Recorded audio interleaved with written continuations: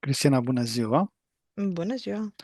Dragi călători ai timpului și exploratori ai necunoscutului, bine ați venit la o sesiune de investigație unde avem ca instrument hipnoza regresivă. Astăzi vom descoperi împreună careva din tainele uitate și ascunse ale istoriei. Dacă simțiți că energia voastră are nevoie de un reset profund, să știți că vă putem oferi servicii de purificare energetică și ezoterică personalizate atât prin sesiuni online cât și prin fotografie. Astăzi, Cristina va intra în stare de hipnoză profundă, fără să cunoască subiectul investigației. Eu voi decide unde mergem, iar ea va descoperi totul în timp real. Așadar, relaxați-vă și pregătiți-vă pentru călătorie transcendentă. Vorem o vizionare activantă.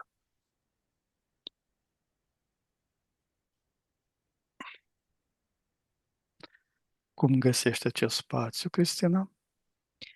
Bine, benefic. Bine. Așa. Ne activizăm a noastră protecție. 1, 2 și 3. Tema noastră de astăzi este Frăția albă. Te conectezi la 3 la această tematică. 1, 2 și 3.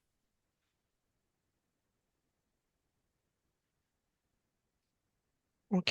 Mhm. Ce este în esența sa energetică așa numită frăție albă?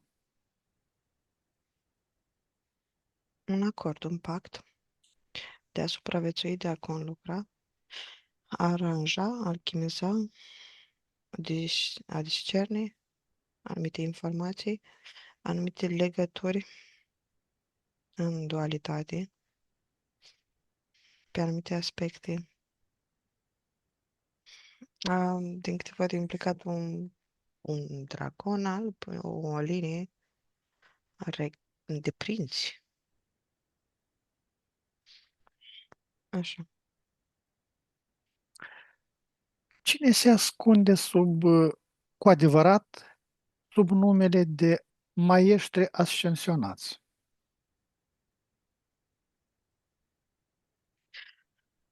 Niște entități care conlucrează cu oameni, cu părți subliminale,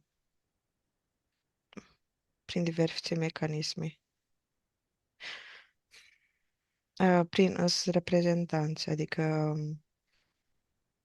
se întâlnește, ca în cazul de față, un dragon cu o persoană pe un vârf de munte, se face un acord prin acei oameni, prin acel om, uh, se face un portal, canalizează anumite informații, părți subliminale, întrebări, nevoi de ale epocii strămoșilor, munților.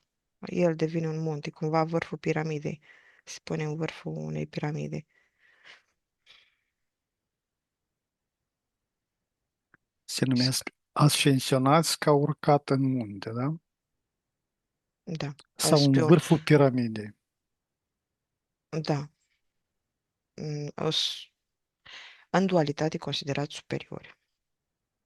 Superiori în mecanismul dualității, adică dacă vedem din prisma sursei, nimeni nu este superior altuia. Nu, totul este sursa, tu ești sursă, totul este egal. Dar dacă ești în dualitate, atunci ești într-un mecanism și atunci ești superior. Se Mm. formează o ierarhie, nu? Mhm. Exact. Care este scopul autentic al Consiliului Domnilor Carme? Domnilor karme, Da. karmă sau Karma, karma. karmă. Așa. Consiliul Karmatic sau Ok. Cumva cei care au fost Consiliul, nu, mai întâi așa, Consiliul este format din entități și din oameni și din spirite de toate felurile. Fiecare este un reprezentant, ca și consiliile noastre, este o voce a cuiva. a unui aspect. Cei care au fost oameni maestri sunt gura poporului, ceea ce cred ei că au nevoie ca să înțeleagă. De obicei sunt puțin sadici și pun foarte mult în cărca oamenilor. Uh, Sadici în sensul, mai degrabă apasă ei cu vina, mm, din cauza că ei au canalizat la rândul lor până ajunge acolo o anumită vină, o anumită energie, tindi să o amplifice pe urmă când ajunge în acea poziție, să-l arate cu degetul, să pună și mai multă vină, să perpetueze programul. Dar asta doar din cauza că este ancorat și este obligat, ca un bogat la noi, gen, ca să-l pună pe altul să muncească mai mult, ca el să aibă mai mult. Și atunci nu mai este om, este doar altceva. Instrument. Da. Când și cum a fost impus ciclul reîncarnărilor forțate? Ok, ok. Uh, la început, mă refer după ce au venit Anunnaki, după ce fiecare și-a făcut o seră, o grădină cu oameni,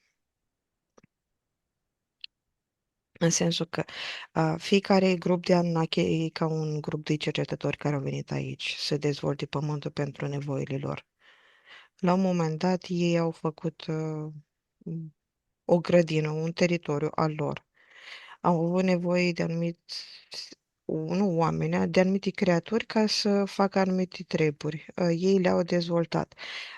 Se găseau foarte puține părți subliminale care să vină să experimenteze acele, în acele corpuri. De asta aduceau cumva din afară. Și atunci se băteau și foarte mult ei între ei și își furau găinile, își furau Mhm. părțile subliminale și cumva au început să le amprenteze, să le sigileze, să facă cum face Iahve, programul lor, gen ADN-ul lor, să nu se pupe o parte subliminală pe alt stil, să bage legile de neam. Atunci cumva au implementat karma asta impusă ca program, ca partea subliminală, să nu se ducă la altul, să rămână în acel sistem. La început era ah, mic, doar ca să își țină găinile fiecare în curte. Dar pe urmă au văzut că nu mai funcționează sistemul ei, tot sistemul o s-a mărit, a început să facă acorduri și să își împrumute părți subliminale unii de la alții, să introducă noi noțiuni, să facă promoții, să atragă mai multe părți subliminale să vină din afara planetei sau, din contră, să recicleze toate părțile subliminale prinse din Atlantida, din Mu, din vechile civilizații sau să îi fragmenteze, să bage în animale și apoi în oameni. Au modificat sistemul. Acum, în momentul de față, este un sistem foarte mare, amplu, nu numai pe o linie, se lucrează în paralel pe linii, pe galaxii, e imens sistemul karmatic. Fiindcă, odată ce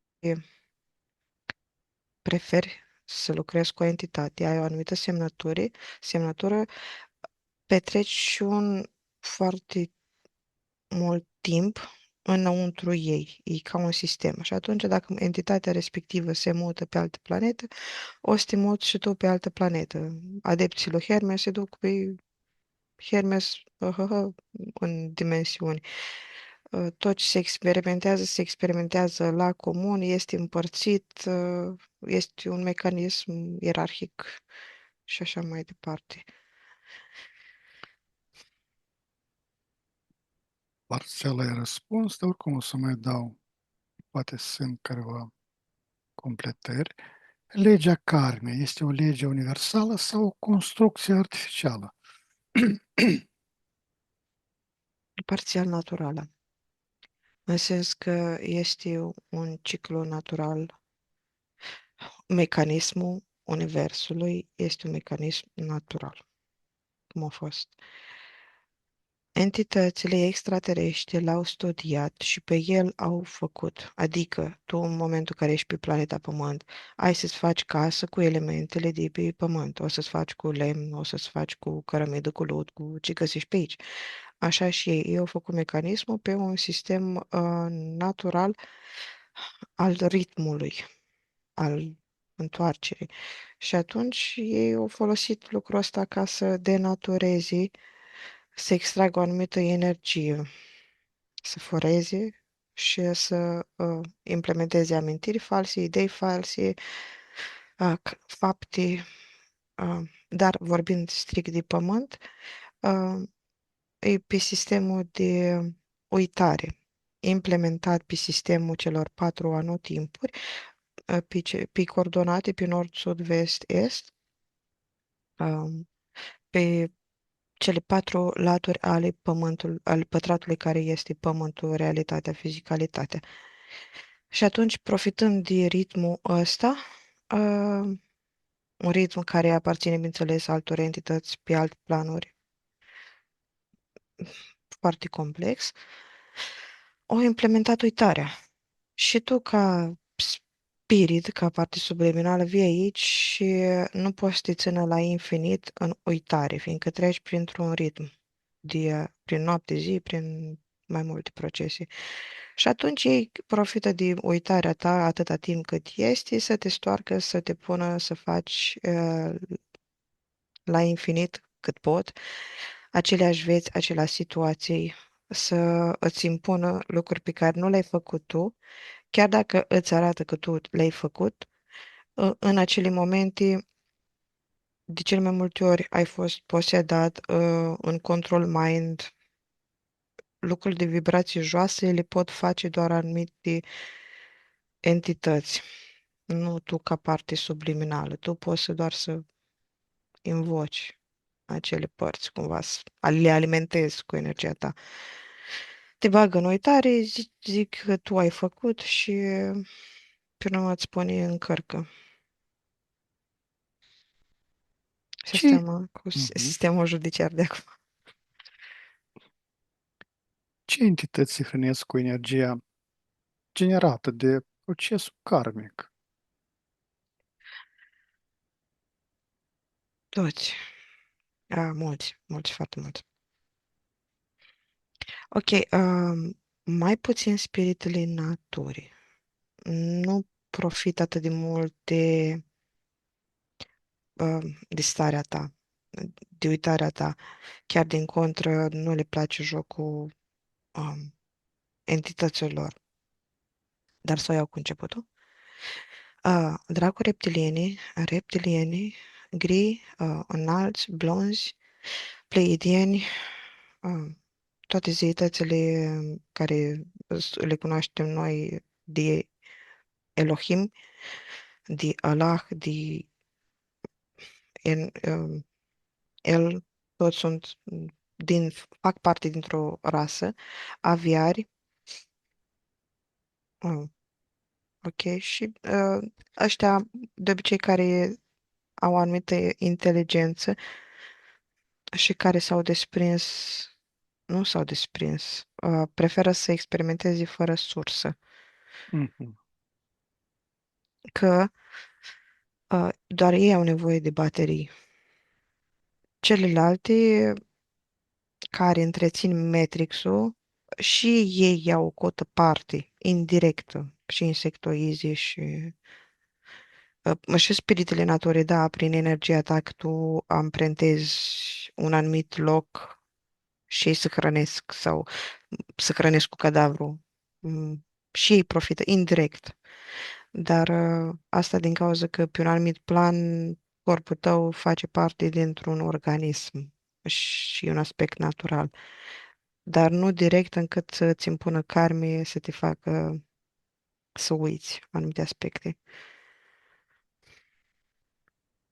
O să pun altfel întrebarea. Da, te rog. Ce entități nu se hrănesc în afară de cele spirite ale naturii. Există? Da, vermi spațiali nu se hrănesc. Nu Cu... le place Nu. Sunt carnea de om. foarte ușor de aici. Ei au alte roluri mai sus. Bineînțeles că nu o să prietenii tăi dacă îi întâlnești prin spațiu.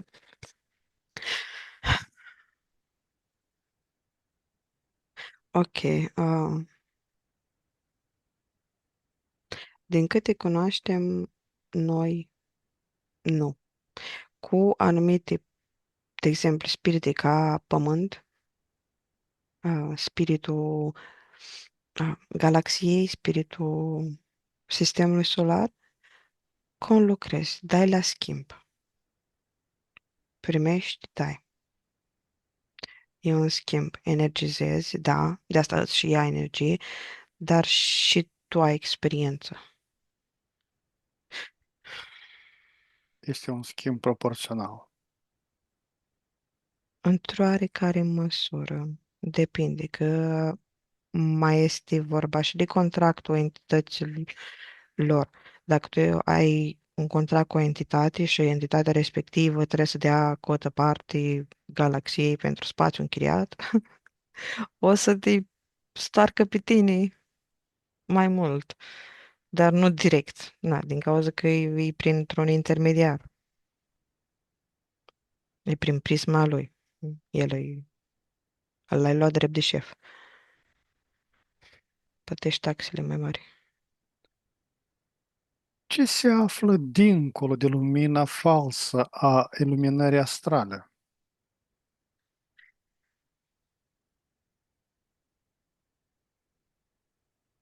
Dar nu este o iluminare falsă, în sensul că e gradual. Fiind în dualitate, iluminarea e o conștientizare pe un anumit plan, prin acele filtre. Pot fi considerate false de către cei care au fost de partea pe minus, cei care au pierdut. Cei care au câștigat, de exemplu, acele spiriti, acei maestri, um, pentru ei este o ascensionare adevărată pentru ei. E adevăr pe diferite planuri. Totul este relativ, da? Mhm, Ce e adevăr pentru unii nu este o falsitate pentru altcineva. da.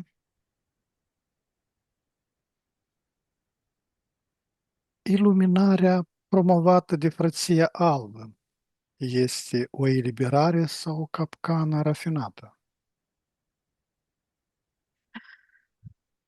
Poate să fie considerată capcana rafinată în contextul în care nu știi în ce te bagi pentru un proces de câteva mii de ani.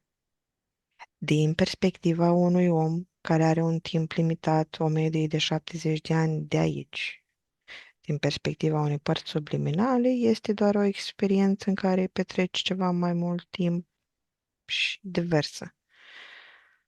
Iarăși, dualitatea perspectivei diferite. Mecanisme simple, capcană, din cealaltă perspectivă, din perspectiva umanității a nostru ca întreg, e mai periculoasă din cauza că ține tot mecanismul, nu numai o mii de ani, ci mult mai profund, fiindcă e făcut din foarte mulți care preferă să lucreze în felul ăsta. E un motor, deja devine un motor a întregii galaxii, înspre anumite direcții vrute de alții. Aici e mai periculos. Și aici nu te mai gândești ca uman, ci te gândești ca, uh, nu știu, spirit care împărtășește un avatar, de exemplu, de la reptilieni, câte sute trăiesc ei. Cei care trăiesc 1000 de ani, cei care trăiesc 10.000 de ani.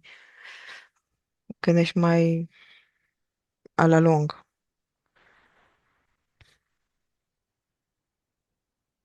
Dar, în același timp, pe un anumit plan, poți să îți fie benefic dacă te raportezi la sistemul de exemplu, de lumină de dragoste, vis-a-vis de sisteme și maestri.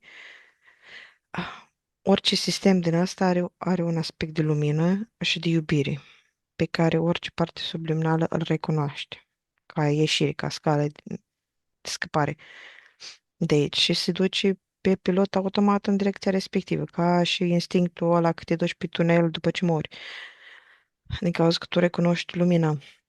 Um, Dacă te raportezi doar la lumină și iubire, atunci te raportezi la iubirea ta dinăuntru tău și poți să-ți fie cale de ieșire.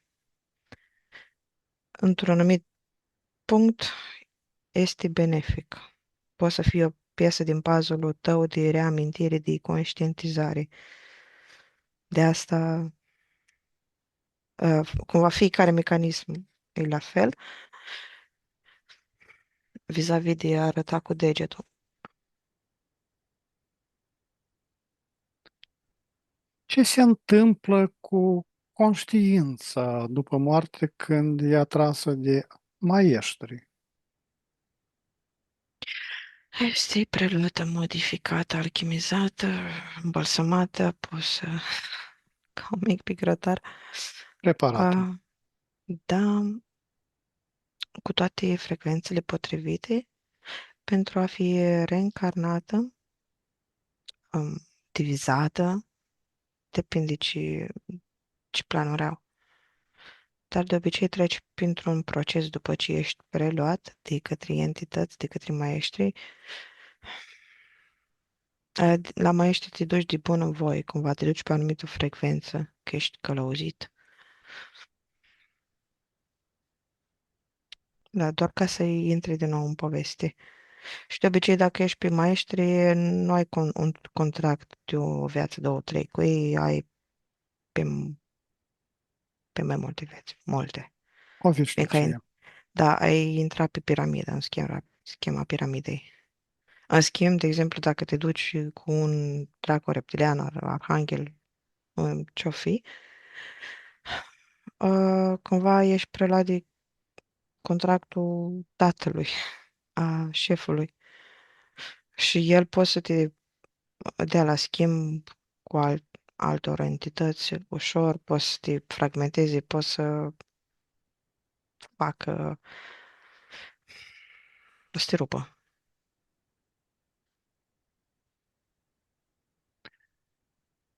Care este originea reală a învățăturilor atribuite contului de Saint-Germain?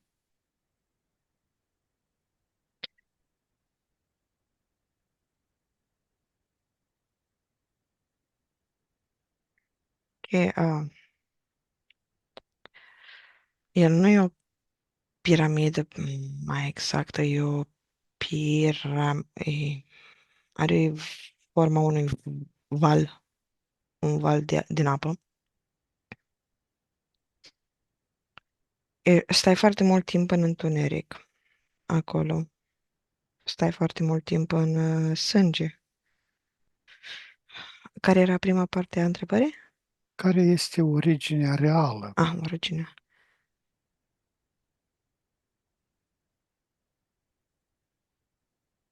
Nu, el e vampirul din Atlantis care a preferat să modifice, să fie deștept, să fie băiat deștept, să conlucreze, să-și facă sistemul lui. Aici o profita de schimbarea de economie de acolo, de economie între ghilimele, de economie, adică de trecerea de la Atlantis la regimul totalitarist al lui Yahweh, al lui Allah, al lui dracoreptilienilor. S-a transformat, preferat să ia învățătura vechilor civilizații, aici să fac un sistem al lui. Are legături cu tot, are legături cu Empire, cu Imperiu Intergalactic. Are legături și cu Odin.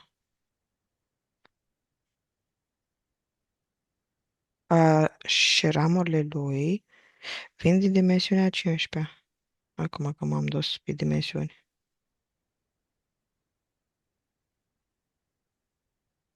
ADN-ului.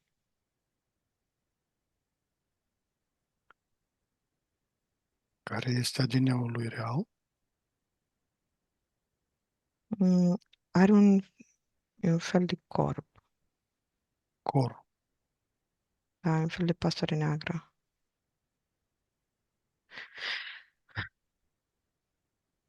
Din acea dimensiune. Cine a distorsionat intenționat informația despre karmă și incarnare?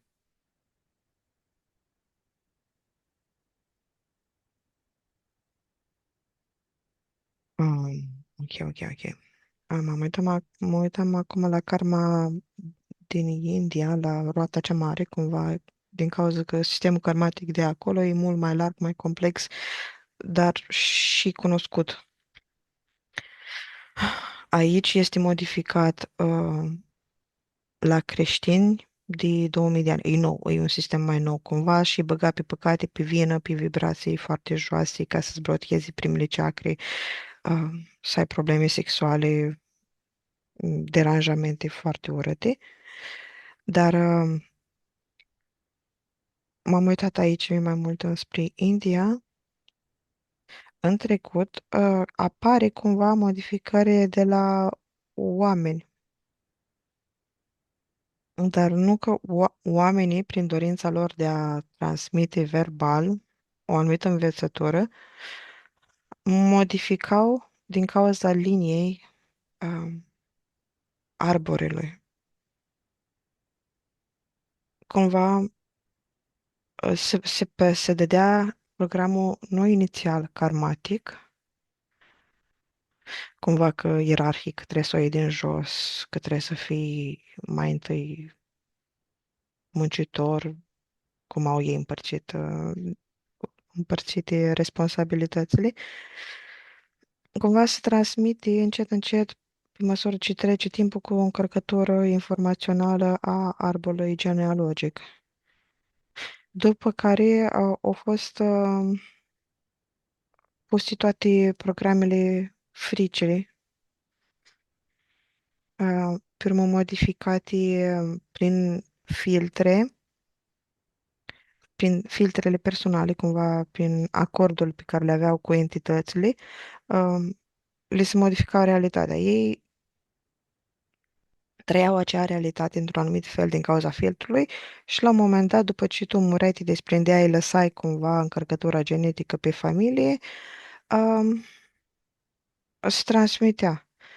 De obicei, te încarnai în aceeași familie înainte sau pentru o perioadă mai lungă te încarnai în aceeași familie și îți recunoșteai amprenta din programul karmatic și îl modificai iarăși. Deci e o uniune dintre Mhm. aspecte. În schimb, aici, de exemplu, cum sunt reseturile karmice ca la Yahweh, sunt programe dintr-o dată implementate, adică adunate, puse tot, e un proiect de dezvoltare. O pregătit tot tărâmul să fie toate vibrațiile, ca apoi, în stadiu de fază, să fie implementat dintr-o dată, cu foarte mult sânge, tărie, război, răscoală, sacrificiu, răsturnată situația, uite așa, gen, cum suntem și acum în implementarea unui nou sistem în decursul implementării. Adică nu e ceva naturaliș, dacă se poate spune în felul ăsta, forțat. Există un acord pe care sufletul îl semnează înainte de a intra în această matrice? Da, este. Este un acord. Poate să fie mai multe.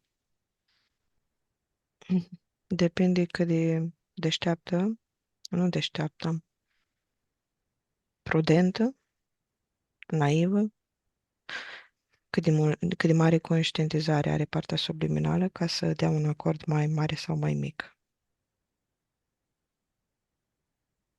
Cel mai mic pe care poți să-l dai în beneficiu ei ar fi că faci un acord de a fi în această realitate, cu acest corp, cu planeta Pământ, care respiri un aer, ai cărniță pe tine, ai sânge. Mhm.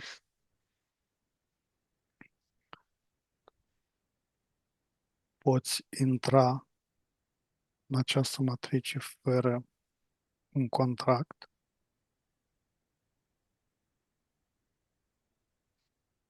Mm, În sensul că, um, cum am spus în cel mai,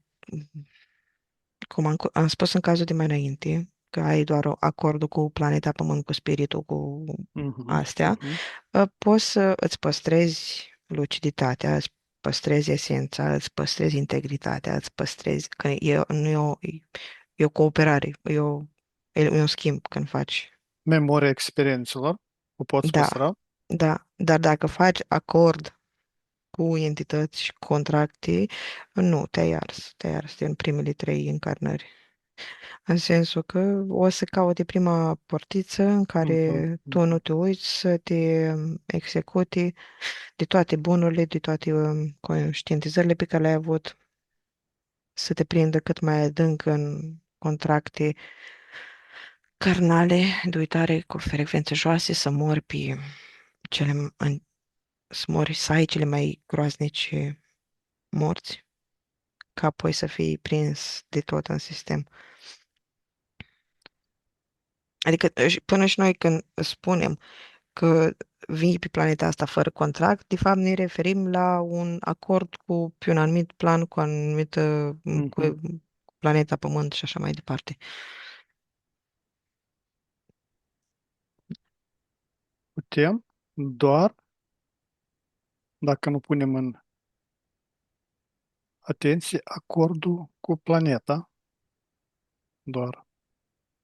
Da, da, e ca și cum, bine, depinde foarte mult și tot ce vrei ca parte Mhm, subliminală, cu mhm, ce parte a planetei rezonezi, cu ce aspect al ei, mhm, că tot dacă vii ca parte subliminală pe planetă și recunoști partea subliminală a planetei, lucrezi din punct de vedere, suntem în sursă, oricum eu sunt sursă, tu ești sursă, suntem în sursă și experimentăm împreună, fiindcă tot schimbul ăsta de energie care se face tot în sursă. Uh, dar dacă vii și conlucrezi cu aspectele din pământ al lui Tiamat, s-ar putea să fii prins pe contract ca și cu o entitate. mhm, mhm. Depinde din nivelul de conștientizare. Dar ce sunt exact contractele sufletești și cui servesc ele? A entităților și a Matrixului. Inițial, ok, sistemul suflet a fost făcut pe corpul emoțional. De exemplu, când ești pe planetă, indiferent că ești iarbă, ai o anumită emoție. Asta e o caracteristică a planetei. Ai o anumită emoție. Emoția respectivă e ca o vibrație de cântec care te simți bine. Experimentezi și de aici programezi viitorul tău pe acea vibrație. Pe corpul emoțional a fost făcut sufletul, uh, tot de cum am explicat mai înainte, când la început, după ce au venit ăștia Anunnaki și au făcut fiecare grădină, au făcut cumva mecanismul sufletului ca să stochezi datele tale, seria, data, ora când ai fost făcut, toate datele tale sunt stocate acolo și prin el treptat au început să-ți inducă programe de spălare, de amplificare ca să simți anumite lucruri. Sistemul suflet, mecanismul făcut de entități, îți creează și portale cu alte vieți, îți aduce amintiri din alte vieți, te face nostalgic, firul karmic este purtat mai departe. Pe de o parte, sunt experiențe unice pentru părți subliminale, să aibă suflet, să simtă totul atât de emoțional, să simtă totul atât de intens prin emoții. Că de asta, noi stăm aici pe pământ și ne întrebăm, bă, dar chiar nu sunt alte entități care să fie benevole, entități din ăștia extraterestri, chiar așa să aibă interesul nostru? Nu prea sunt, din cauza că nu au corpul ăsta emoțional.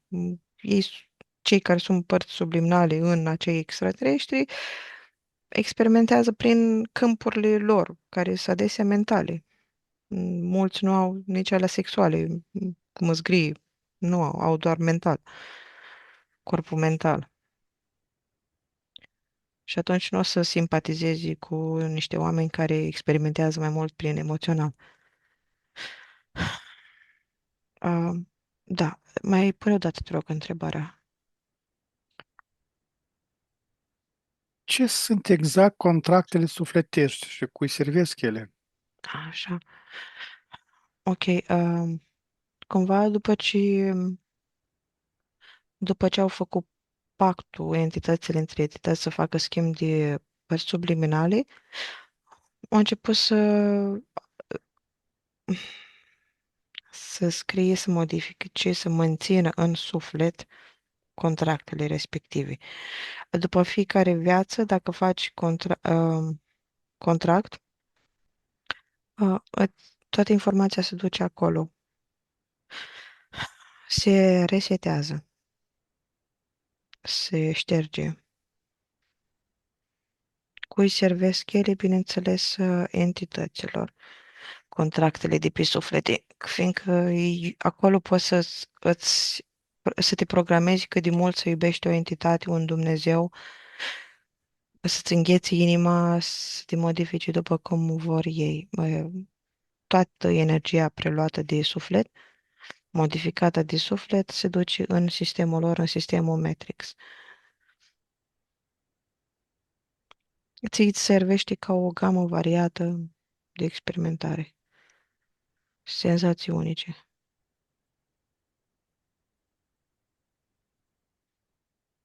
Ce rol joacă telepatia în control exercitat de frăția neagră?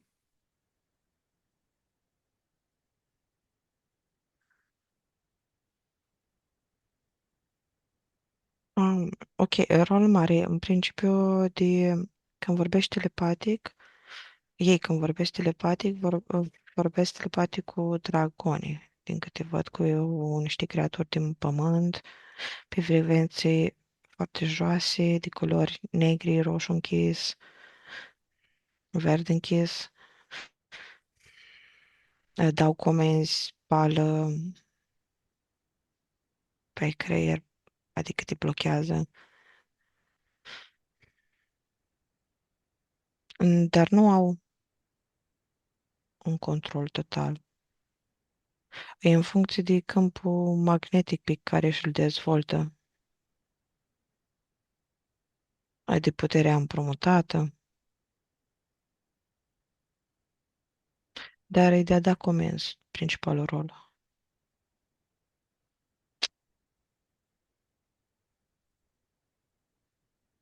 Cum a fost infiltrată ideea de eu sunt în construcția căutătorilor?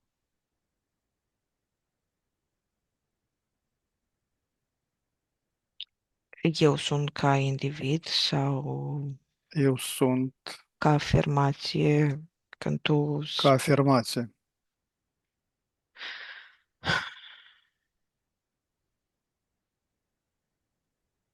Ok,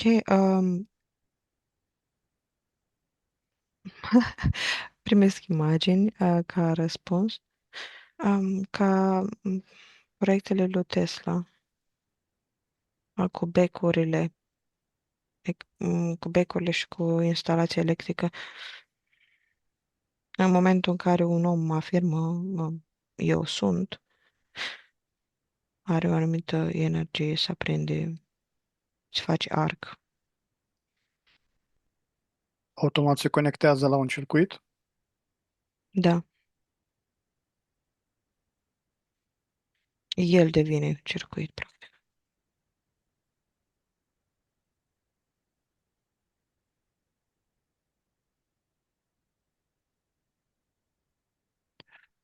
Care sunt veritabile intenții a lui El Moria?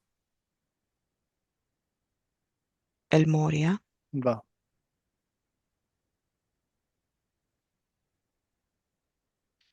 parțiale de a aduce cunoaștere pe lumea asta înflăcărată, de a cerne cuvintele adevărului, de a aduce cunoaștere benefică.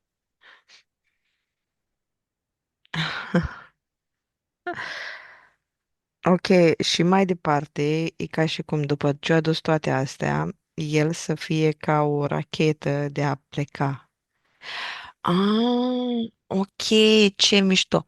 Tu ca sistem, ca să poți să ieși din sistemul ăsta Matrix, e ca și cum trebuie să faci o grămadă de karmă bună, de dharma, adică să aduni foarte multă energie într-un fel sau altul, pentru beneficiu.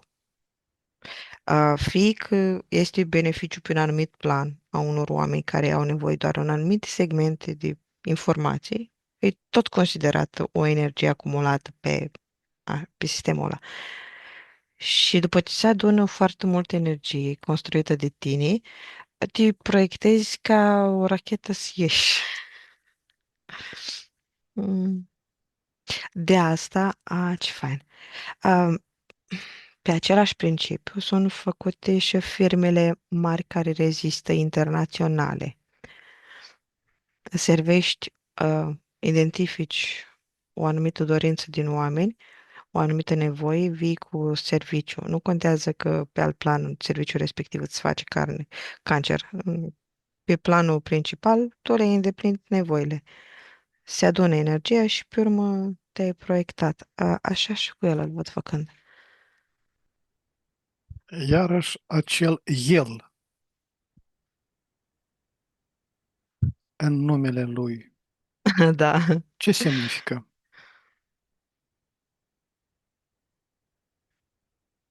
O ramură, da, ramura care face floare. Ai un fel de magnolie, în cazul ăsta. Ce ADN are El Moria? Ok, prima informație au venit ca dracu reptilian.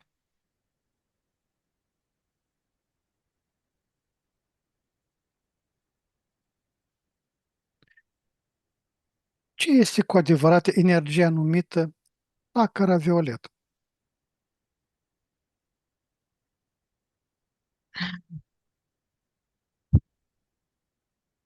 Ok, e cea care să știi transhumanță, da, de modificare a structurii.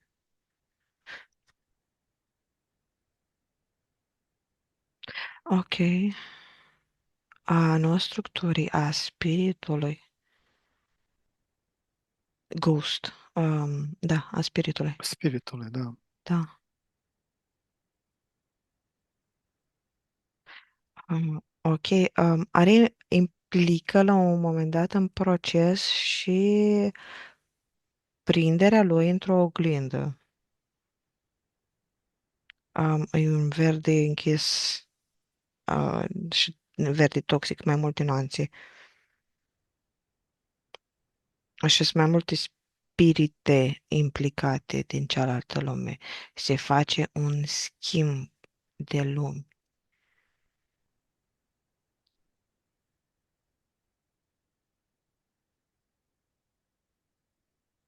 Ei se fac posesii într-un fel. Depinde de pe ce plan, m-am uitat mai sus. Pe astea mai jos, invocări de flăcări violete, pur și simplu arzi, aduci foarte mult în mecanismul tău ardere, e foarte multă energie. Uh, Pedalezi foarte rapid și după Mhm. care te teleportezi. Într-un fel teleportat, ajungi în alt spațiu, timp și spațiu. Uh, Foarte departe ajungi, cumva. Mai înalt, vibrațional. Nu, nu mai înalt vibrațional. Pur și simplu cu mai multe entități, fizicalitatea e cu plină de entități, nu de oameni. Nu este separare. Entitățile sunt mai fizice.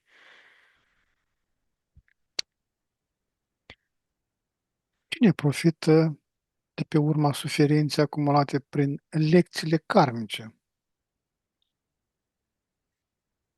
Entitățile, e păpică. Lecțiile karmice sunt entități, păpică pentru enti.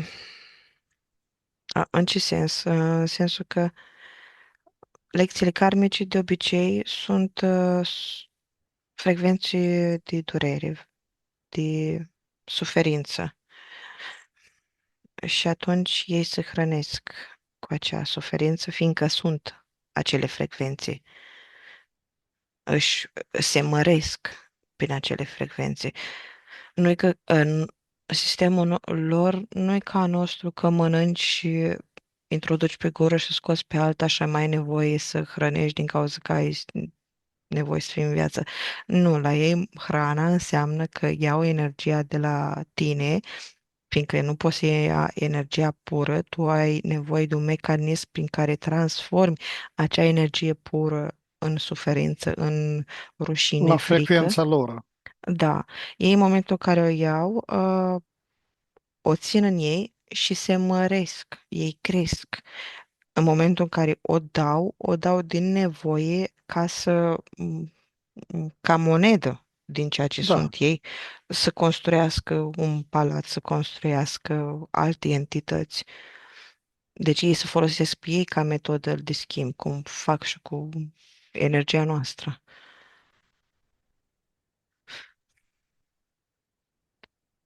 Ce anume blochează amintirea adevăratei noastre origini dincolo de astral?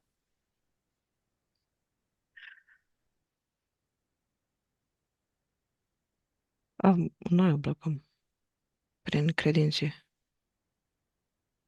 prin alegeri. Bine, noi în sensul că mecanismul e la noi, e în noi. Prin faptul că un om își menține privirea în jos, nu o realizează. Asta pe planul nostru fizic, că nu vrea să muncească, să învețe, să stă pur și simplu leîncezește într-o vibrație de depresie, sau să nu înțeleagă pe mama, tata sau ce înseamnă fizic. Pe celălalt plan, înseamnă că are anumite filtre, înseamnă că sunt anumite entități care îl perturbă, îl mențin frecvențional pe o anumită vibrație.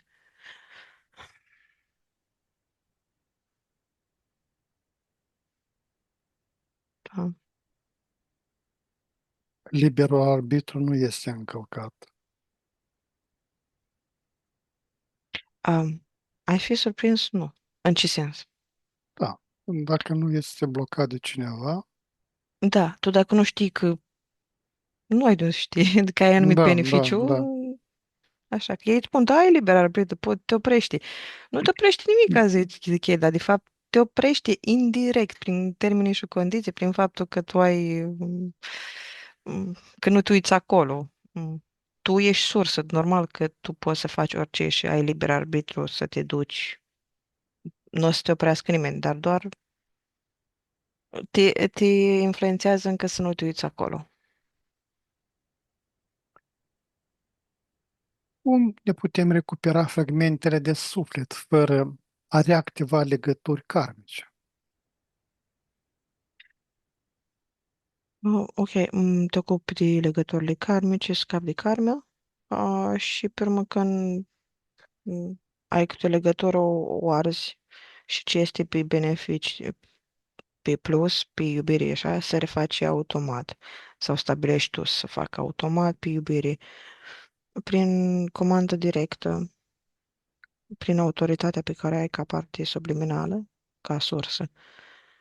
Comensă, când nu plătești, dizolvi orice contract, arzi orice contract, legământ, jurământ, promisiune, acord din orice direcție, spațiu sau timp, cu orice entitate vreută, neștiută, online, neonline, prin comandă directă să faci totul, prin autoritatea pe care o ai. De asta, în anumite, în Evanghelie se invocă puterea lui Isus, de exemplu, dar, de fapt, tot ce trebuie să faci este să-ți invoci puterea ta ca parte subliminală, sursă, lumină, iubire.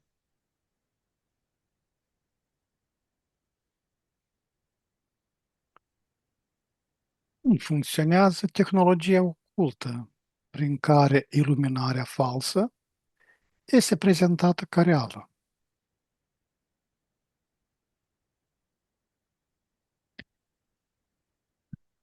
Prin inducerea temei. De exemplu, ei fiind în ierarhie, ei nu-și dau seama că umbra pe care o au e foarte mare, e o teamă. Și atunci au o iluminare în sensul că se aseamănă foarte mult cu ce avem în realitate. De exemplu, dacă ajungi să fii magistrat, să ajungi pe o poziție care o consideri tu mai înaltă, ai să te temi să nu devii muritor de rând, să vinzi la magazin. Și atunci ai să faci totul în adins să menții acea poziție. Iluminarea lor falsă înseamnă o poziție mai sus, o treaptă mai sus, dar totuși într-un sistem și te temi să nu cazi. Cu cât te duci mai sus, cu atât te temi să nu cazi mai tare. De asta e fals, dar în același timp, da, tu ai o acumulare acolo de cunoaștere în acel sistem. Mecanism, cum ai zis? Mecanism? Cum Cum era funcționează întrebarea? tehnologia ocultă prin care iluminarea falsă se prezintă ca reală? Ok, tehnologia.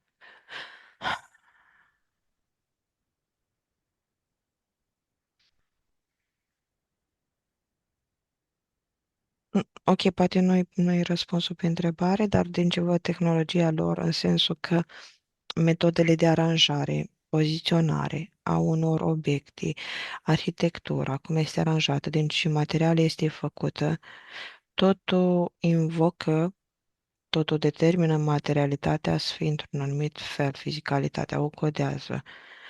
Um, Aici ne jucăm puțin cu ce fals și cu ce nu-i fals, totul e un algoritm. Dacă cine face algoritmul, cine deține tehnologia, stabilește ce este fals și ce este adevărat pentru interesele lor.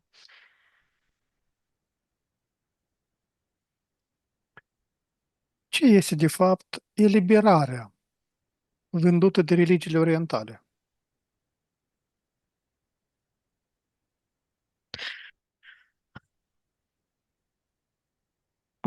Ok, în noțiunea cea mai bună e eliberarea de atașamente și de orice ce te ține în fizic. În cuantic, după ce te eliberezi, după ce treci toți pașii ăia, de fapt ajungi să stai într-o anumită vibrație, um, într-o anumită bolă, în anumite condiții, pentru foarte mult timp. Tu, în continuare, trimiți, ești conectat de către sistem și nu te întorci ca parte subliminală. Nu-ți iei forma de sferă să te duci să explorezi lumii. Nu, e pur și simplu rămâi în transă foarte, foarte mult timp într-un anumit construct. Ești în continuare o baterie foarte puternică, ești în pereții unei entități. Ești înăuntru unei entități. Acum, na. Unii preferă să fie preferă între ghilimele, sunt priși în constructul direct al pământului și foarte urât să-ți se întâmple lucrul ăsta, fiindcă ideea ta era să pleci de aici. Um, și în cel mai bun caz ești oarecum separat, dar totuși o baterie.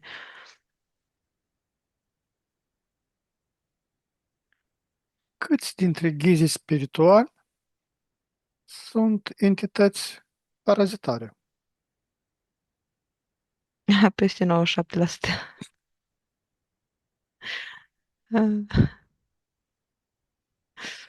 Mm, Peste 97%.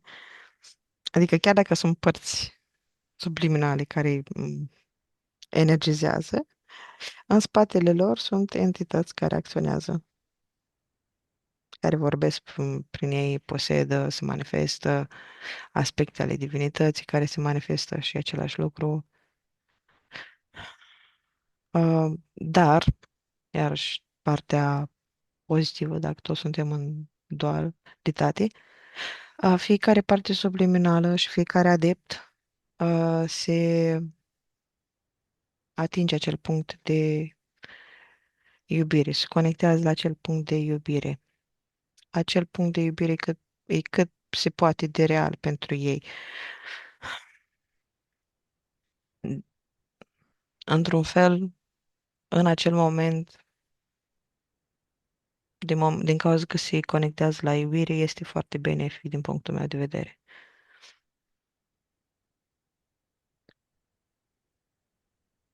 Întreb de acele aproape 3%, cine sunt ei?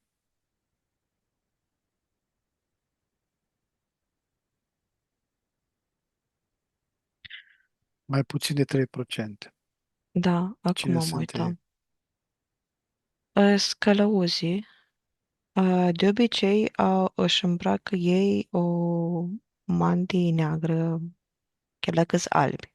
Își îmbracă o mantie neagră deasupra, uh, ca să-ți dea doar atât cât trebuie, sau să-ți fie oglindă pentru ceea ce îți trebuie și pe urmă își văd mai departe de drum. În ce cauză mantia neagră o îmbracă? Aspectele vieții de aici, zic. Mhm.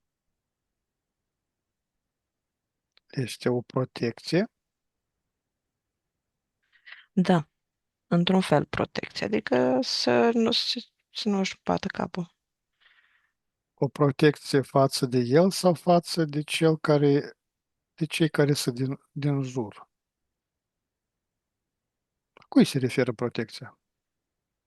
Um, Nu-i protecție, e ca și cum un mecanism ca cabina de telefon din Doctor Who, mm, ca și cum înăuntru ei pot să fie foarte mari. Constructul Mhm, din afară doar menține o iluzie ca mhm, mhm. celălalt să nu vină, ă, să-și consume energie, cumva să-l îndepărteze sau să aibă de-a face. Nu, se îmbracă cu aspecte neutre. Și pur și simplu, în momentul în care el simte că are, nu de a da o lecție, de a învăța ceva, de a întâmpina ceva, își desface puțin gluga ca să întâlnească persoana din față, îi este oglindă, face un schimb și își vede mai departe de treabă. Pe urmă își pune gluga. Mm, O protecție pe ambele sensuri, că și Mhm, dacă și-ar mhm. da gluga la o parte, toate entitățile să-l arma, că este o parte subliminală atât de mare pe aici și ar lumina prea mult. Um, Asemenea, spirite văd că ar putea duce la dispariția planetei.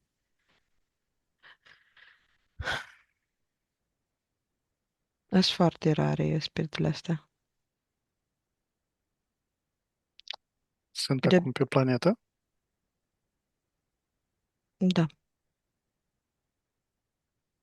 sunt încarnate în fizic, în mai multe aspecte. în mai multe aspecte. Da.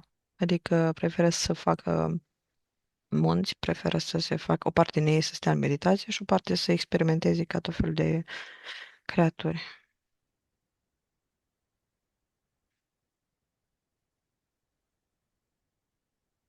Ok, putem înțelege ce fac ei ca pe principiu de budism, de Buddha, Mhm, mhm. budism.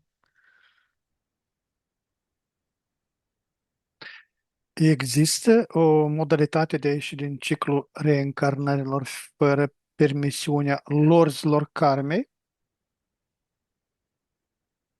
Da, pleci, pur și simplu.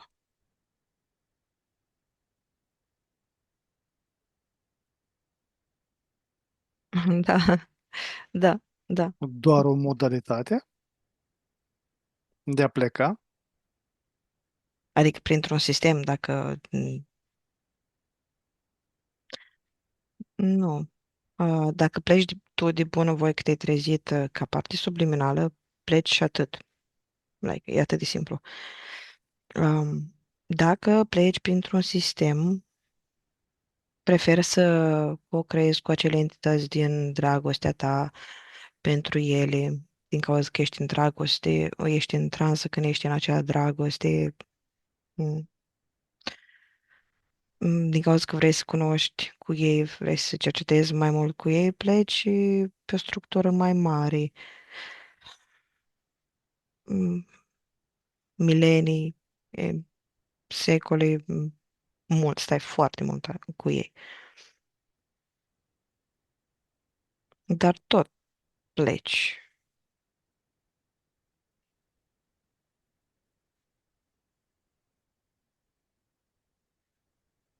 Ce s-a întâmplat cu ființele adevărate care au căzut în capcana frăției albe? Ok, au fost prinși într-un borcan ca niște licurici.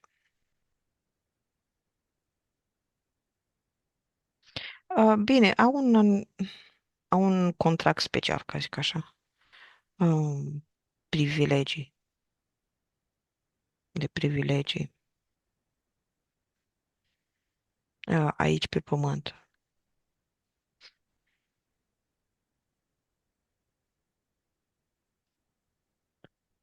Ce este acea iubire promovată de maiește și de ce nu hrănește sufletul?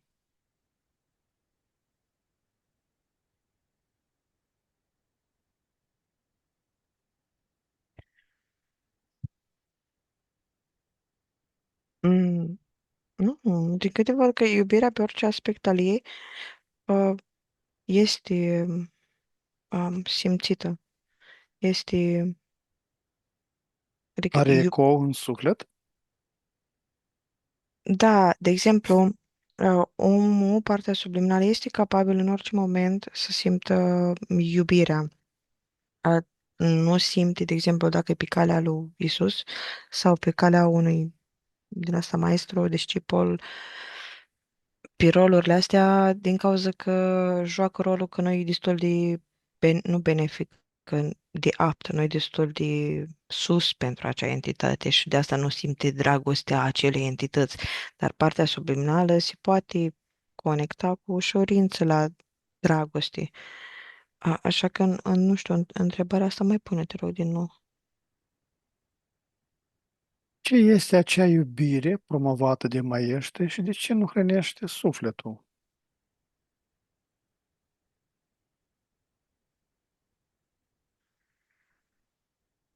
Ok, hrănește sufletul, numai că din mecanismul sufletului, iubirea se duce spre alte porți, spre alte servere, spre serverele de gregoare, de imperiu, ca un sac fără fund.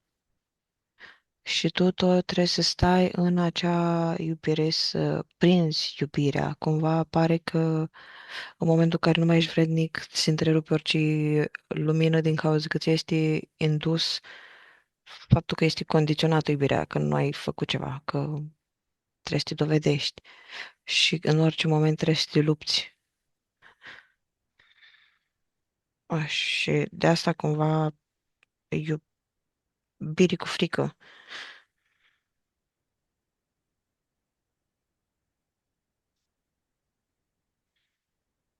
Care Asta ar este, fi. Mhm.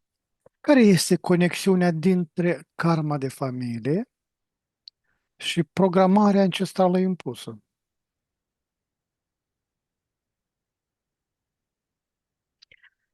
Ok, programe vechi și programe noi. Contractul mare în sine, contractul din micro.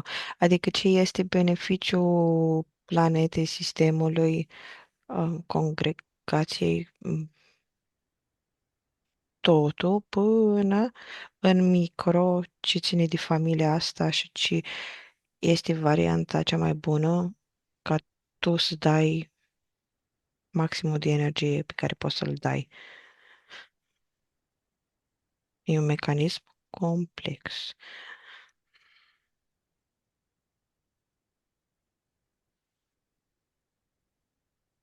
Ok, nu mai contează atât de mult nu karma, mecanismul ancestral, decât doar dacă faci parte dintr-un anumit clan sau o anumită n- rasă. De exemplu, la indienii americani, contează mai mult și sunt valabile ambele date contracte. Ah, Dacă ești în China și ești dintr-un clan, iarăși contează. La ceilalți, la oamenii de rând, ca zic așa, ar fi mai importante astea din viața asta pe rudele cele mai apropiate până la șaptea generație. Cele ancestrale de milenii sunt valabile la clanuri, la căpetenii, la oameni, la politicieni.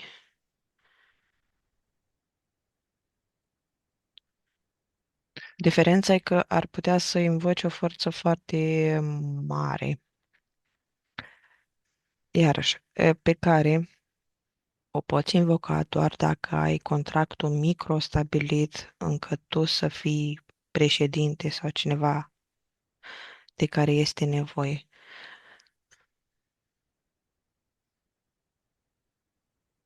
Cum ajung sufletele să fie reciclate în tărâmurile astrale după moarte?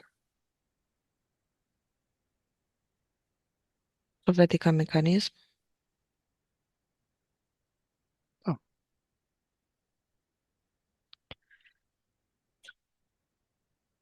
Ok, dacă sufletul ca mecanism are nevoie de o reparație, că i s-a strâns un beculeț, nu mai are un buton, se poate deforma, se poate repara ca o piață de gunoi, ca o groapă de gunoi. Uh, Dar, de obicei, se preferă în momentul de față să ții sufletul, mecanismul sufletului al tău pentru mai mult timp, pentru o foarte lungă perioadă de timp. Așa că doar dacă au ei ceva în plan, entitățile îți mai înlocuiesc câte o piuliță, câte ceva. Datele ți le iau după anumite vieți sau set de vieți. Dar mecanismul în sine, numai dacă își bagă joc de tine, ți-l schimbă. Și dacă vor să te facă ferfeliță, îți pune un suflet mai mic și tu ești ca parte subliminală imensă. E metodă de fragmentare.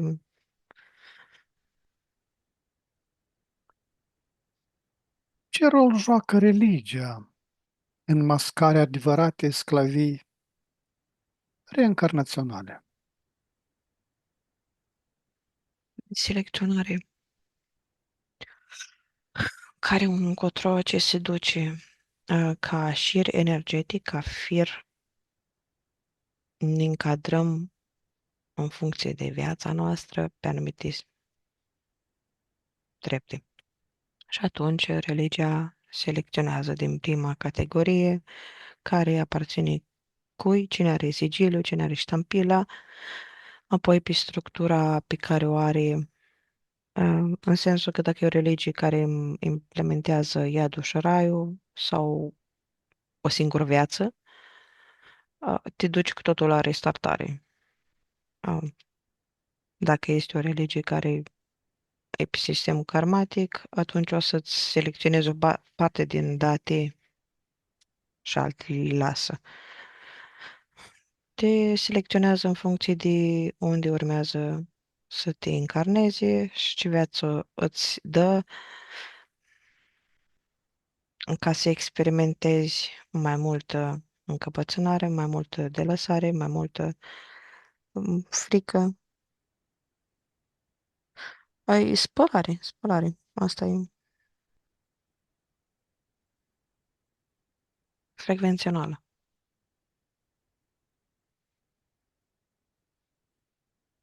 Cine este cu adevărat mai treia și ce agenda ascunsă are?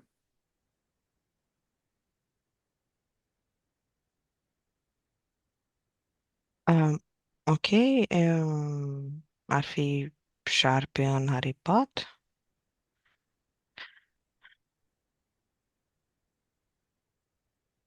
Unul ar fi viclenia și al doilea ar fi veninu, dar ar avea niște abilități speciale prin acel venin. Cumva capeți o altă aură, o altă disciplină, o altă interiorizare, conștientizare colectivă.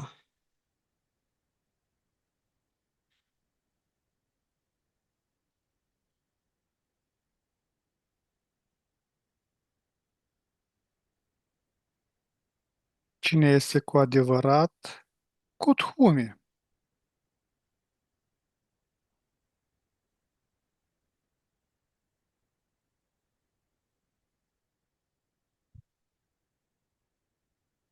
Ok.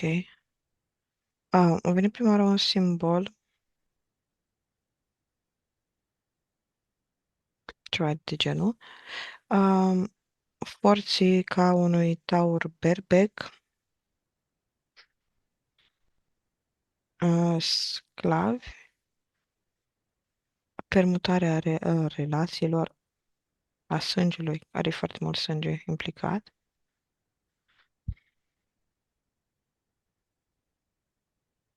Frecvența de sclavi.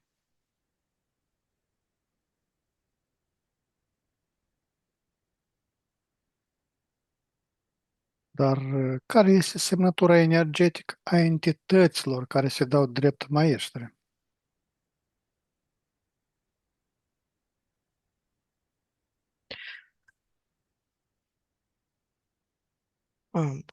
Adică a lor, dacă mă uit la ei așa, nu Mhm. cu ce te atrag.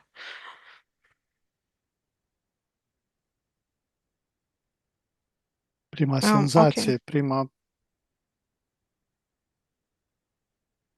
Ok, prima senzație, dacă tu ești în dualitate, o să vezi ca pe cineva mai sus, ca cineva în care tu trebuie să ai încredere.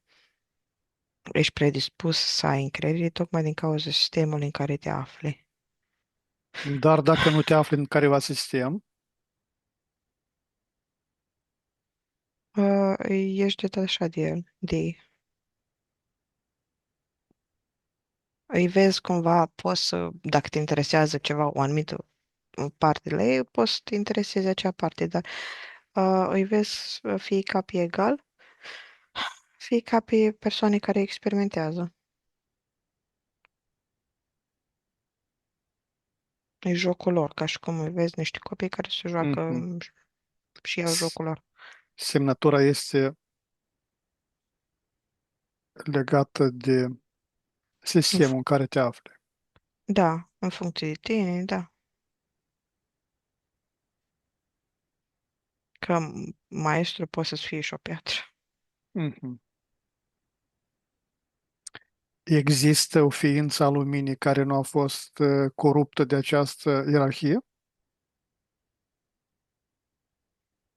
Da.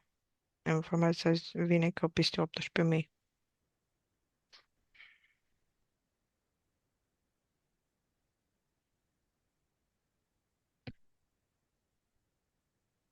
Ok. Nu știu ce legătură au, e prima oară când apare ca informație coloniile de furnici.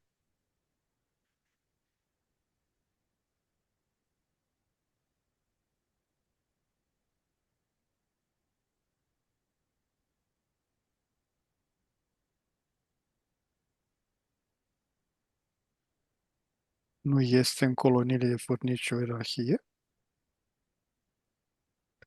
Ba da, ierarhie este că este cel care e Mm, răspunzător, mm, care dă comanda, ca Matca, nu? logică. Da, ca logică este ierarhie. Dar stai să vedem. Deci pune încă o dată întrebarea. Există o ființă a luminii care nu a fost coruptă de această ierarhie?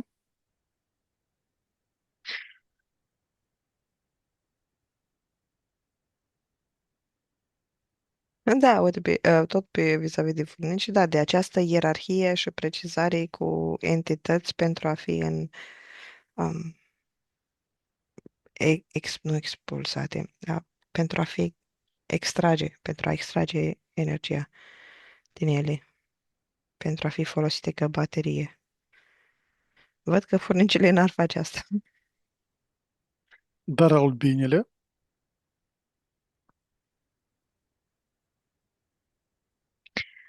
Parțial, depinde nu de vespe, de rasă, Mhm.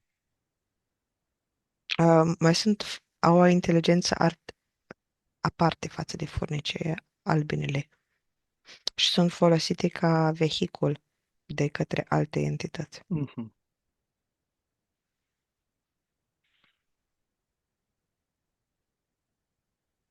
Cum se poate rupe legământul făcut în astral cu un presupus maestru?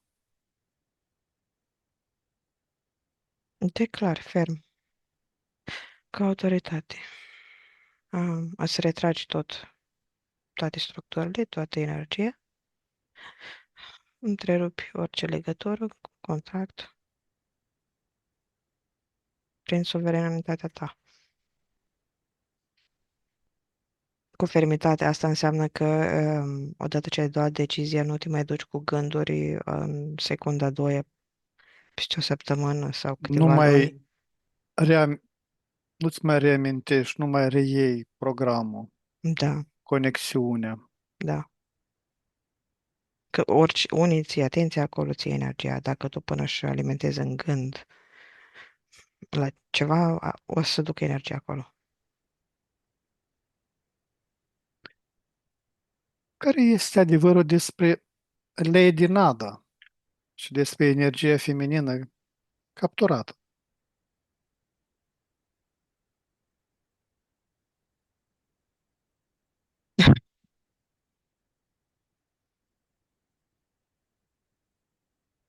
Ok, nu știu cum să explic asta.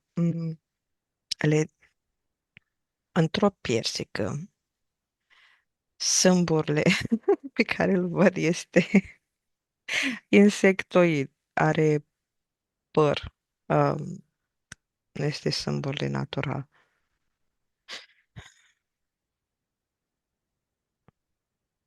Este un sistem de conlucrare cu insectoizi. Mhm.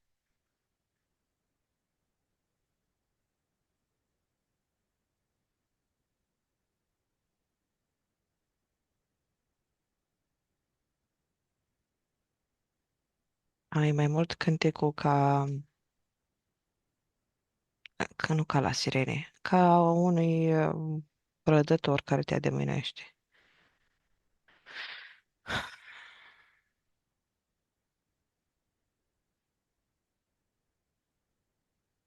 Ce metodă telepatică pot folosi pentru a primi adevărat direct de la sursă?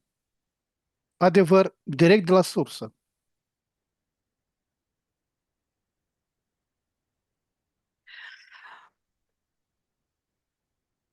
Cel mai amuzant pentru mine. Oricum ai adevăr direct la sursă, fiecare aspect al vieții tale, a entități cu fără, este un aspect al sursei. Primești în orice moment informații de la ea. Dar, eu știu la ce te referi tu, te referi ca și cale, ca și să ieși, să ai un anumit discernământ față de orice sistem. Uh, ai ghidajul interior, te conectezi în interior la tine prin comandă directă. Adică, chiar dacă ești conectat, făcând comanda directă, îți setezi cu claritate orice este în calea ta să stea la o parte, practic, ca să fii focusat. Acum sunt aici și fac lucrul ăsta.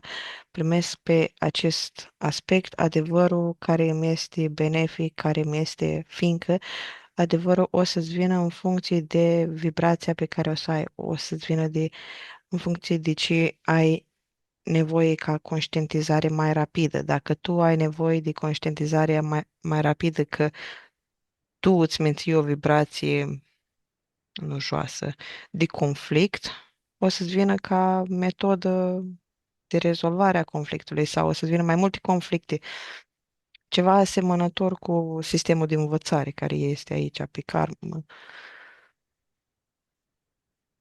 O să perpetuezi mai mult. Dar făcând liniște. Odată ce ai făcut liniște și ai dat comanda, primești, să zicem că ai și o conștientizare destul de mare, te auzi, te simți, creezi prin comandă directă oricând.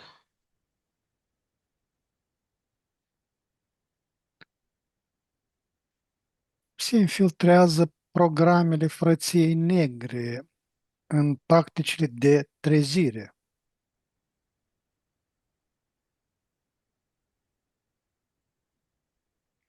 Trezirea cui? Ei între ei. În practicile de conștientizare, de trezire spirituală. Prima pătură nu o trezește niciodată, o ține ca pe o pătură de care are nevoie. E praful, îi spune pătura aia ca să nu se aștearnă pe praf. Dar are nevoie de praf, că altfel nu ar mai exista pătură.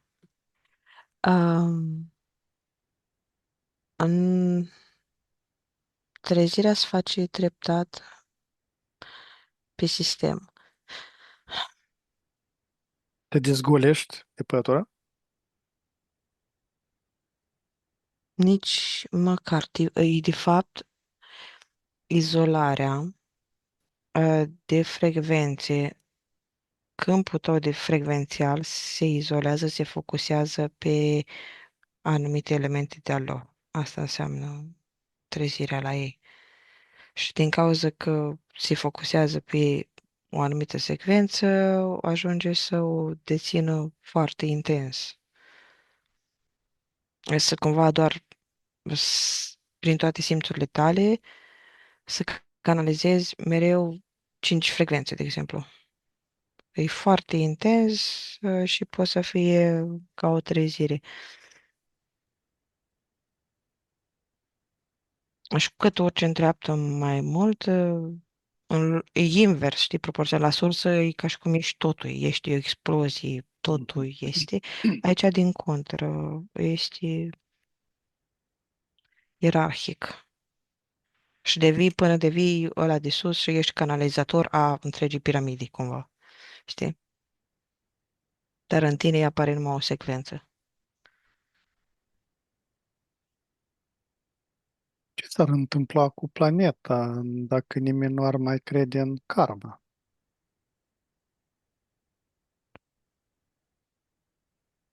Ar fi plină de tineri. Ar fi ca vibe, ca și cum tinerii se duc la universitate, dar au așa o vibrație de râd, de a se duce la ore cu drag, se duc în grupuri.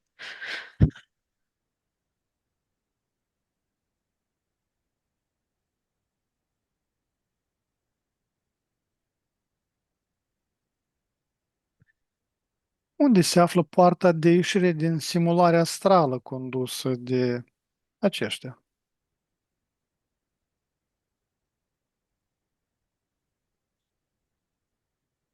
Ah, aș spune că în dreapta mea, la la ora 2, cam așa. Ah, Dar, dar la mine, ok, spre stânga. Cumva, dacă ne referim la dom, la toată mhm, mhm. tehnologia lor, da, sunt, e ca și cum ai tunele sau căi de acces, de alimentare. Da, sunt mai multe pe planeta asta. Ar fi una spre mai sus de Japonia. Deja, deci în Rusia, univa, un înghețat, nu Manciuria, oricum mai sus acolo. Mhm. Ar fi în Polul Nord, în Australia, în America Latină, America Centrală. Cumva fiecare continent are câte un portal din asta, dar către sistemul Matrix ar fi ăla de care am spus prima oară. Și în Antarctica și unul fix în punctul cel mai înalt. Dar ăla nu se deschide.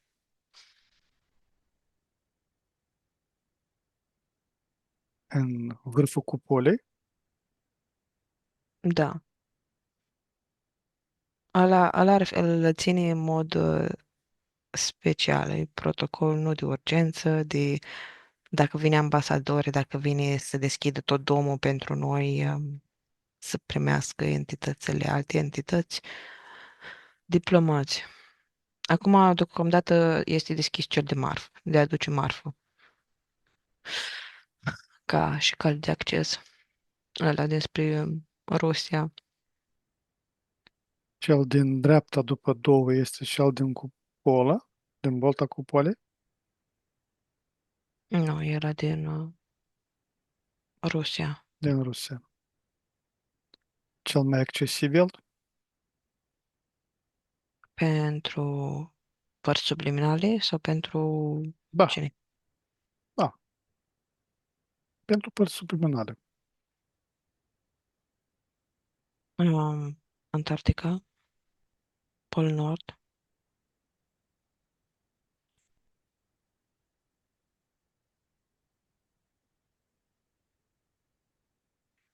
Da, ok, asta dacă vorbim tehnologic, dacă tu vrei să ieși ca parte subliminală din sistem, treci prin dom.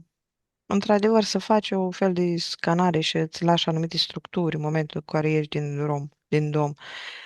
Dar de partea cealaltă ești ca parte subliminală.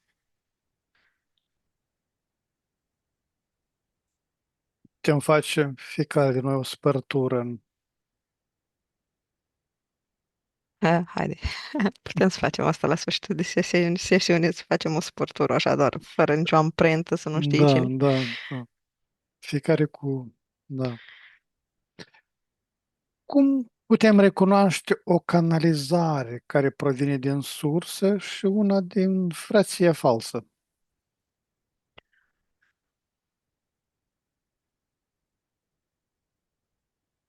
Mm, depinde de aspectele de canalizare, de prindere, de aspectele canalizate.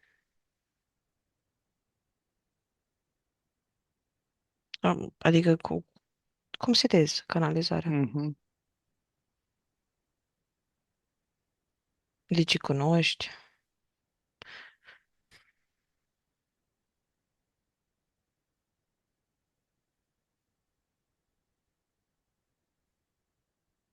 Și tu, că că dacă asculți, de exemplu, poți să asculți o canalizare nu contează, fie că e conectată la frăție, fie că nu, dar tu poți să o asculți, punându-ți tu un filtru de percepție a ce te interesează pe tine să primești. Și indiferent că cel care vorbește, cel care canează îți spune un lucru sau nu, tu îți creezi portal prin care să-ți vină informația. Și folosești intermediar pe cel care canalizează cumva.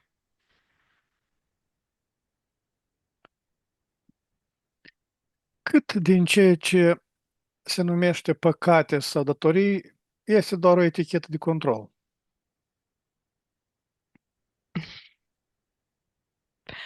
100%.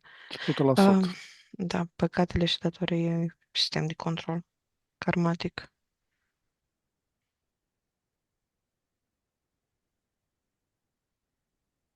Una, deci să fie separată, sistemul de datorie ca și simț al părții subliminale că și-a asumat ceva față de sistemul de aici. Adică de asta entitățile um, le prind pe părțile subliminale în contracte, în sisteme karmatice, în păcate, în datorii, tocmai din cauza simțului de responsabilitate pe care îl Mhm, are o parte mhm. subliminală. Că cel care simte acea responsabilitate o să traverseze universul galaxiei doar ca să se țină de cuvânt, să ajute o parte subliminală din dragoste, e altfel de responsabilitate față de cea pe care o știm noi în fizicalitate.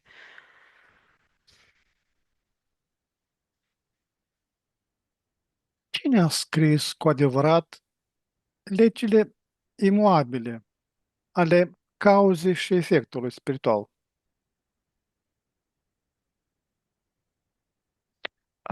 Patru entități. Ok, la crearea cosmosului, ca zic așa, s-au făcut niște chei, niște portale, niște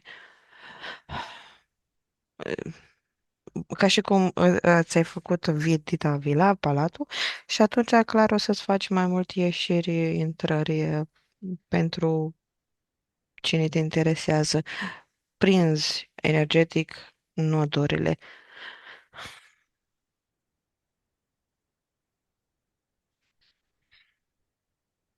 Un fel de arhitecți locali. Nu vorbim de arhitecție mai mare.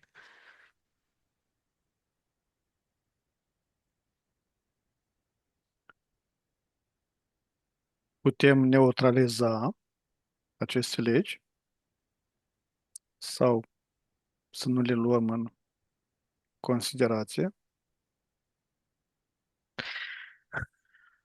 Parțial. Parțial din fizicalitate. În sensul că câmpul tău cuantic, oricum e cauza și efectul, în sensul că uh, menții o vibrație, o să faci acea vibrație mai mult. Uh, Asta la nivel cuantic. Dar în fizic, cum o schimbă ei, o schimbă în karme, în păcate, în datorii, în orice este mai rău. Alea poți să schimbi. Dacă și material cuantic în această structură, uh, depinde de avatar. Poate ai alt avatar, poate nu ești om, poate vrei să experimentezi ca parte subliminală într-un, nu știu, extraterestru și atunci se aplică pe structurile tale. Ah, ok, pentru entitățile astea mari, e important Sunt importante legile astea. Toate părțile subliminale din interiorul entităților care sălășluiesc în ele, care colaborează cu ele, se învârt din cauza principiilor. Fac mai mult, se dezvoltă mai mult din cauza principiilor. E ca o croazieră pe care o iau pe un râu, sunt pe un vas, adică o entitate. Dar râul este delimitat, are un sfârșit și un început.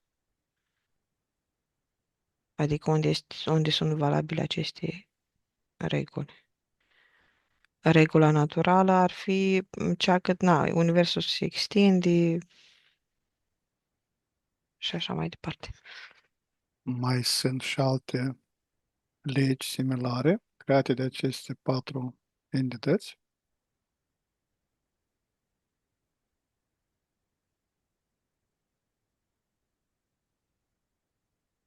Da, sunt mai multe vile.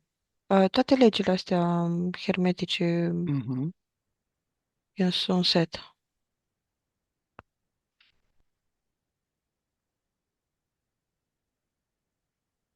Și sunt valabile mai mult sau mai puțin în diferite vile.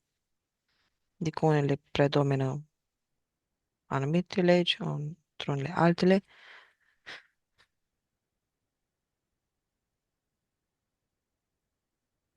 Ce reprezintă școala vieții pe pământ în ochii acestor ierarhii? Un obiect de sacrificiu, sacrificiu, o metodă de sacrificiu. Adică o programare. Presupui din start că o să fie un proces de învățare ca să accepti lecțiile care pot fi crude, cât mai crude. E o scuză a entităților. E și un mecanism de evoluare pe care ți-l dă și spune că da, suferi acum și uite, în clasa 12-a o să ai o Mhm. diplomă și o poți să te angajezi. Bine, metaforic vorbind, da, o să te Da, angajezi. da. Bine, asta din cauza dualității, dar într-adevăr, dacă noi privim la noi, putem spune că unele părți subliminale sunt mai tinere sau mai bătrâne în funcție de cum s-o desprins de sine. Dar dacă ne uităm din prisma sinelui, clar, nu putem spune de parte subliminală că este abia născută, fiindcă ea are toată puterea și capacitatea unui sine, care acel sine e din alt sine și din fapt e toată sursa. Și fiecare are capacitatea sursei. Depinde de cum privești. Dar așa doar pentru amuzamentul nostru de aici, ca pentru filtru, pentru diversitate, putem să considerăm proces de învățare și pentru noi ca părți subliminale.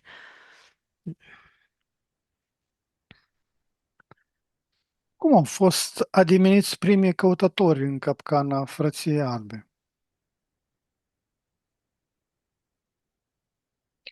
Ok, prin programul de refugiu. Programul de refugiu își vine informația că ar fi vorba de Maica, o vibrație asemănătoare Maicii Domnului, care refugiază, care o chemat într-o anumită peșteră anumiți indivizi. Iar în peștera asta era dragonul. Aici au făcut un foc, au mâncat, au dormit mai întâi, așa apoi au intrat în legătură cu dragonul.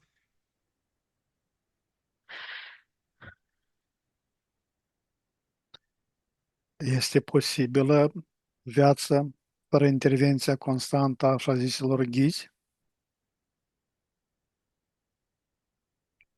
Parțial, da. În sensul că dacă vrei o viață care nu este în societate neapărat, da. este posibil. Dar când este vorba de societate și viața de zi cu zi, o să ai tot felul, o să întâmpini în entități, egregori, structuri peste structuri, fiindcă sisteme, ești într-un sistem, orașul e un sistem, pe urmă sistemul monetar, sistemul In- bancar, sanitar. interacționez tot timpul cu sisteme. Da, așa că ei pot să aleagă să nu conlucreze cu tine și să-ți pună tot felul de impedimente la bănci, la din astea, dar tu poți să fii și să găsești vibrațional dacă ai setat calea de rezolvare sau cele cinci căi de rezolvare prin oameni, prin alte metode. Cele cinci căi. Da, cinci căi nu, astea sunt preferate de mine, că zic Mhm, mereu că sunt mhm. cel puțin cinci căi, nu contează, nu una, cinci. Sunt multe. Da, da, în sensul ăsta.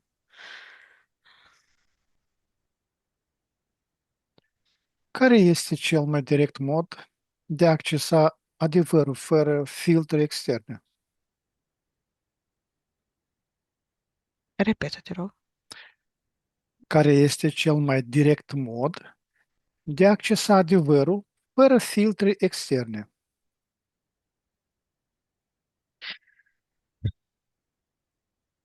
Direct, prin comandă. Prin Dar, intenție, da? da, intenție comandă.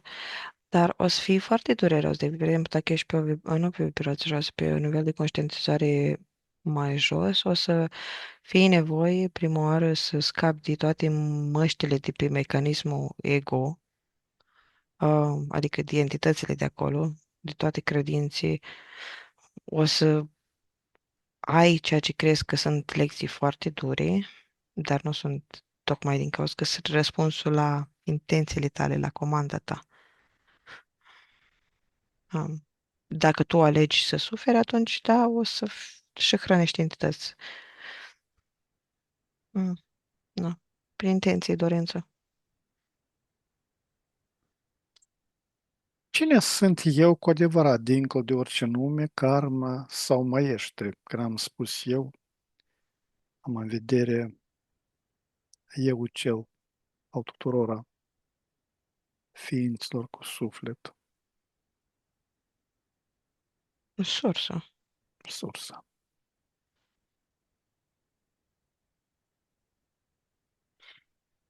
Acum să folosesc o metaforă creștină. Lumină din lumină. Mhm, mhm, mhm, mhm.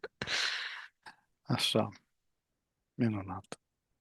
Cristina, urmează o sferă energetică din vibrația sursei primordiale, 1, 2 și 3. Formez această sferă cu toate rezultatele din această sesiune de investigație. 1, 2 și 3. Acum expediez către tot cei care caută soluțiile, care caută nu numai ieșirile din această matrice, care caută să crească în conștientizări pentru a ilumina, a înțelege că El este însăși sursa și poate și este creatorul de tot timpul. Dar și ceilalți sunt sursă și cu Da. respect.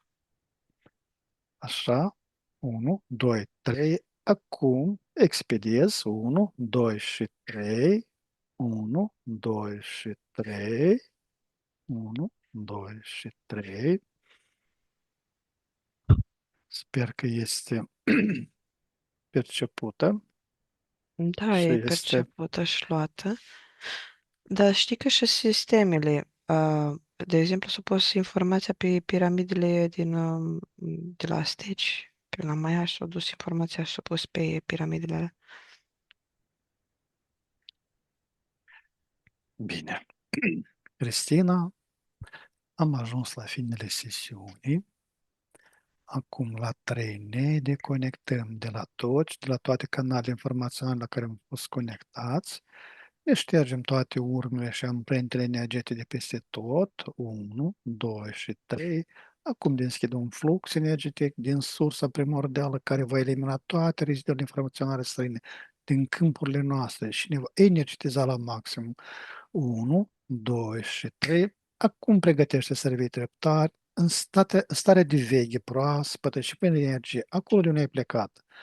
Număr de la 1 la 5, iar tu îi permiți minții să se trezească clară și concentrată.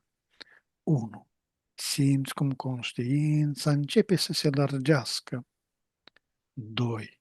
Corpul tău devine mai ușor, mai prezent. 3. Auzul și senzațiile fizice se intensifică. 4. Gândurile tale sunt limpezi ca după un somn odihnitor. Și 5. Deschizi ochii complet trează cu o stare internă de calm și vitalitate, reîncărcată de posibilități. Cristina, bine ai revenit. Cum te simți? Bine. Bine. Dragi exploratori inconștientului, am ajuns la finalul acestei călătorii extraordinare prin straturile timpului și ale memoriei ascunse. Vă mulțumim din suflet pentru prezență și reacțiile voastre la informațiile surprinzătoare dezvăluite astăzi. Fiecare comentariu, like și share ne ajută să ducem investigațiile mai departe. Sincere mulțumiri Cristinei, ale cărui talent și deschidere au făcut posibil această experiență fascinantă. Dacă ați fost intrigat de ceea ce ați văzut, nu uitați să vă abonați și să activați clopoțelul de notificări pentru a nu pierde următoarele sesiuni. Până data viitoare, rămâneți curioși și deschiși la misterile pe care mintea noastră le poate dezvălui. Vă răm liniște și descoperiri interioare. La revedere! Numai bine!